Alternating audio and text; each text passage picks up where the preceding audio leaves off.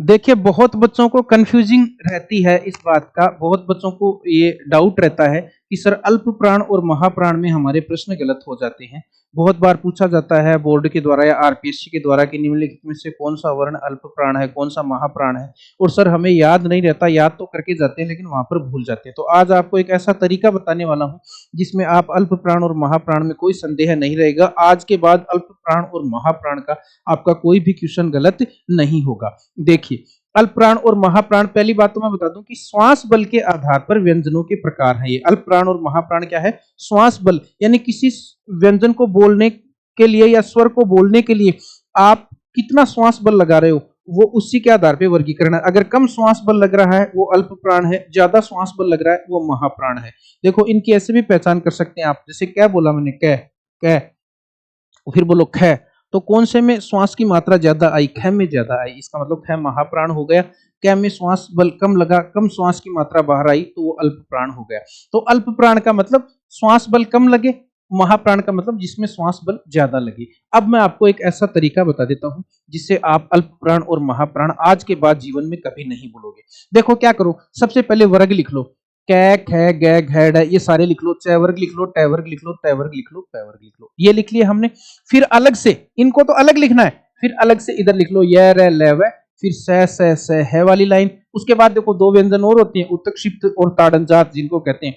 और ड और ढ कौन से हैं? ड के नीचे बिंदु यानी ड, और ढ के नीचे बिंदु यानी ढ। ये क्या है, इनके बारे में बताएंगे, ये अल्प प्राण है या महाप्राण। उसके बाद में स्वर, वैसे तो मैंने व्यंजनों के प्रकार लिखे, लेकिन स्वर भी क्या होते हैं, अल्प प्राण या महाप्राण, ये भी आपको बता दिया जाएगा। तो देखो, पहले ये 5 वर्ग लिखिए, 5 वर्ग इस तरह से लिखो और अल्प प्राण से शुरू करो। किससे शुरू करो? अल्प प्राण से शुरू करते जाओ, देखो आपका समाधान हो जाएगा। अल्प प्राण से शुरू करो और कंटिन्यू चलो, है ना। देखो, अल्प प्राण, पहले क्या लिख दिया? अल्प प्राण, फिर मैंने लिख दिया महाप्राण, ठीक है सर। फिर वापस महाप्राण के बाद वापस क्या आएगा बताओ? अल्प प्राण। अल्प प्राण के बाद वापस क्या आएगा? महाप्राण। और महाप्राण के बाद वापस क्या आएगा? अल्प प्राण। लो जी, इन वर्गीय व्यंजनों का तो निर्धारण हो गया। यानी प्रत्येक वर्ग का पहला वर्ण अल्प प्राण है, प्रत्येक वर्ग का दूसरा वर्ण महाप्राण है, प्रत्येक वर्ग का तीसरा वर्ण अल्प प्राण है, प्रत्येक वर्ग का चौथा वर्ण महाप्राण है, और प्रत्येक वर्ग का पांचवा वर्ण ये अल्प प्राण है।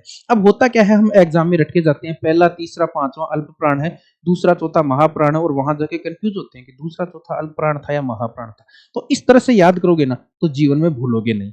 ठीक है खगुर जी, अभी तो वर्ग वाला ही हुआ है, और बताओ उनको क्या है। उनमें देखो, अब इनके अलावा 2 लाइन हो गई ना, ये कितनी लाइन हो गई? 2 पंक्ति हो गई। तो सीधा सा याद रख लो, 2 में से पहली तो हो जाएगी अल्प प्राण। हम शुरुआत कहां से कर रहे हैं बताओ? इसमें भी शुरुआत किससे की थी? अल्प प्राण से। तो ये 2 बच्ची, दोनों में एक एक बांट दो। भाई 2 भाई है, कोई घर के अंदर 2 भाई है, 10 बीघा जमीन है, तो कितनी कितनी बांटोगे? 5-5 बीघा। तो यहां पर ये 2 लाइनें बची है व्यंजनों की।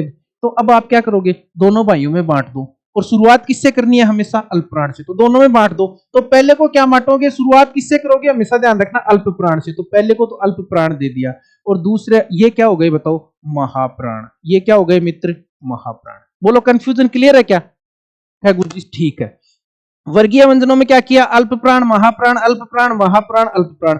फिर 2 लाइन बची, पहली अल्प प्राण, दूसरी महाप्राण।